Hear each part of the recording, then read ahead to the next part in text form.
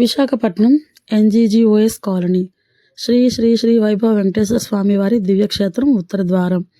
వైకుంఠ ఏకాదశికి పూర్తి ఏర్పాట్లు ఈవో బండార్ ప్రసాద్. శ్రీ శ్రీ శ్రీ వైభవ వెంకటేశ్వర స్వామి ఎన్జీజీఓఎస్ కాలనీ కప్రాడ ఆలయంలో ఈ నెల 30వ తేదీ జరగనున్న వైకుంఠ ఏకాదశి ఏర్పాట్లు పూర్తి అయ్యాయని ఆలయ ఈవో బండార్ ప్రసాద్ తెలిపారు.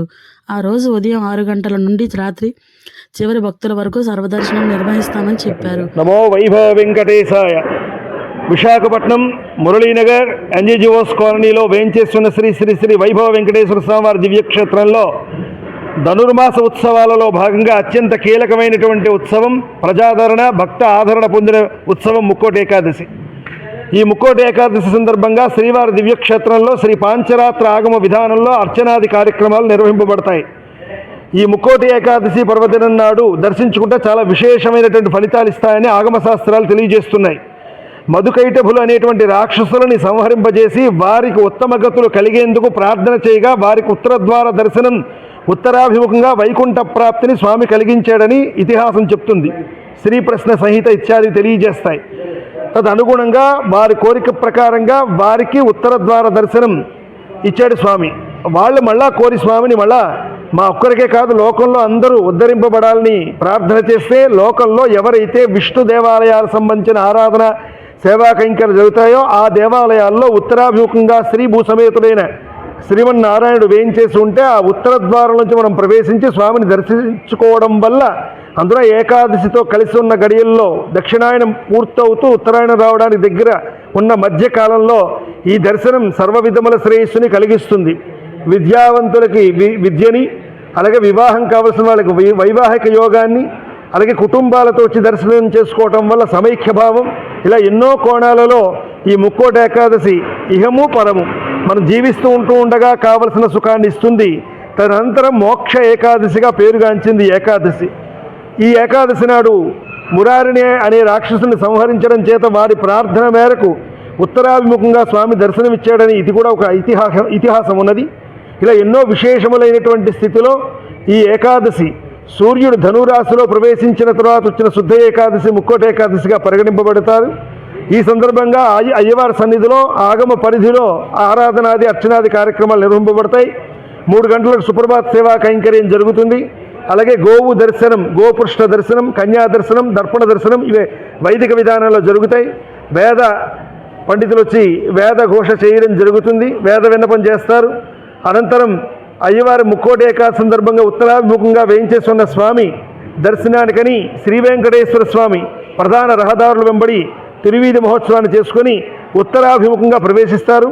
స్వామితో పాటు ఆ రోజు అక్కడ ఉండేటువంటి ఆర్జిత సేవ వారు భక్తులు ఎవరైతే ఉన్నారో వారిని కూడా ప్రవేశ ద్వారంలోంచి అయ్యవారు వెళ్ళిన వెంటనే ప్రవేశపెట్టడం జరుగుతుంది.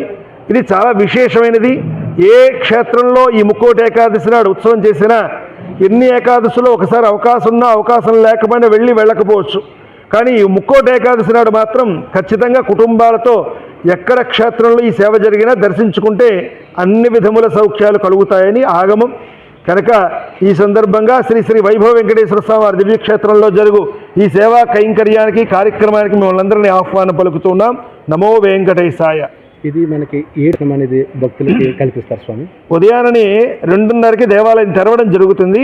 కానీ లోపల అయ్యవారికి ఆరాధనాది కార్యక్రమములు ఆర్జిత సేవగా ఉండే దాతలతో కలిపి అయ్యవారికి జరగవలసిన సుప్రభాతం, ఇప్పుడు విన్నపం చేసిన సేవలన్నీ జరిపి సుమారు 6 గంటలకు సేవా కైంకర్యం పూర్తవుతుంది.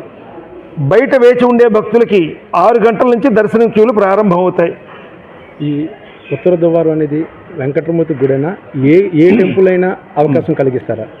వెంకటేశ్వర స్వామి దేవాలయమే కాదు, విష్ణు సంబంధమైన క్షేత్రాలు, రామాలయం అవ్వచ్చు, కృష్ణాలయం అవ్వచ్చు, నరసింహస్వామి క్షేత్రాలు కావచ్చు, ఏదైనా విష్ణు సంబంధమైన క్షేత్రాలలో ఈ ఉత్తరాభిముఖంగా ఉండే స్వామిని దర్శనం చేయడం శ్రేయస్కరం. సార్ నమస్తే. సార్ నమస్తే అండి. ఆ రోజు అంటే మన వైకుంఠ ఏకాదశి నాడు పర్వదినాన్న 30వ తారీఖున మొదలవుతుంది. ఇక్కడ ప్రతిదీ కూడా వచ్చిన భక్తులకి ఏ విధంగా అనేది ఏర్పాటు చేశారనేది ఒకసారి. నమో వెంకటేశాయ.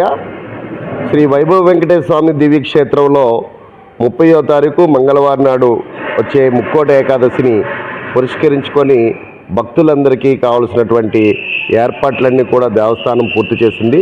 ముఖ్యంగా ఉచిత దర్శనం వారికి అత్యధిక ప్రాధాన్యత ఇస్తూ వారికి క్యూ లైన్లో కూడా ఎక్కువ ప్రవేశాన్ని వచ్చే విధంగా ఏర్పాటు చేయడమైంది. అదేవిధంగా 100 రూపాయలు 500 రూపాయలు వంటి సేవా టికెట్లు కూడా ప్రత్యేక దర్శన టికెట్లు కూడా ఏర్పాటు చేయడం అయింది. అయితే అందరికీ భక్తజనులందరికీ కూడా ఉదయం 6 గంటల నుండి ఉత్తర ద్వార దర్శనాన్ని ఈ దేవస్థానంలో కల్పించబడుతుంది. ఆ ప్రారంభమైనటువంటి ఉత్తర ద్వారం అంటే భక్తులు ఉన్నంత వరకు కూడా కంటిన్యూగా రాత్రి వరకు కూడా కొనసాగుతుంది. అవసరమైతే మధ్యాహ్న ఆరాధనకి మా యొక్క అర్చక స్వామి యొక్క దీని ప్రకారంగా 1 గంట లేదా ఒక అర్ధ గంట మాత్రమే కూడా తలిపేసి భక్తులకి ఎటువంటి ఇబ్బంది లేకుండా అందరికీ సులభంగా చక్కగా దర్శనమయ్యే ఏర్పాట్లు చేయడం జరిగింది. వచ్చినటువంటి ప్రతి ఒక్క భక్తులకి కూడా అన్ని శాఖల సమన్వయంతో కలిసి జీవీఎంసీ, పోలీసు, అదేవిధంగా ఫైరు, అన్ని డిపార్ట్మెంట్లతో కూడా చేసుకొని ఆరోగ్య శాఖ వంటి వాళ్ళందరినీ కూడా చేసుకున్నాం. వచ్చినటువంటి భక్తులకు అందరికీ కూడా మంచినీరు వస్తే అటువంటివి జరుగుతాయి. అదేవిధంగా ఉచిత ప్రసాదాన్ని ప్రతి ఒక్కరికి అందుతుంది. అదేవిధంగా ఎవరైనా ఎమర్జెన్సీ ఉంటే ఇమీడియట్గా 4 మెడికల్ క్యాంపులు ఏర్పాటు చేయడం జరిగింది. దానికి తగ్గట్టున్నటువంటి మందులు అన్నీ కూడా ఆయా డిపార్ట్మెంట్లు వాళ్ళు ఏర్పాటు చేసుకుంటూ ఉన్నారు. నిస్సందేహంగా ఎవరైనా రావచ్చు.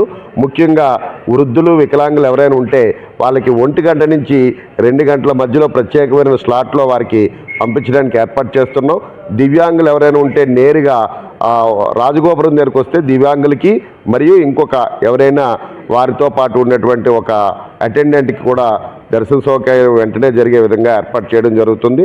అలాగే బాలింతలు కూడా ఎవరైనా వచ్చినా సరే వారి ఫీడింగ్ కానీ వగేరాలకు కూడా ప్రత్యేకమైనటువంటి ఈ క్యూ లైన్ మధ్య మార్గంలోనే కూడా వారికి కూడా అటువంటి వసతి కూడా ఏర్పాటు చేయడం జరిగింది. కాబట్టి భక్తులందరూ వచ్చి సమన్వయంతో ఓపికతో చక్కగా ఉండి స్వామివారిని దర్శించుకుంటారని ఆహ్వానిస్తూ ఉన్నాం.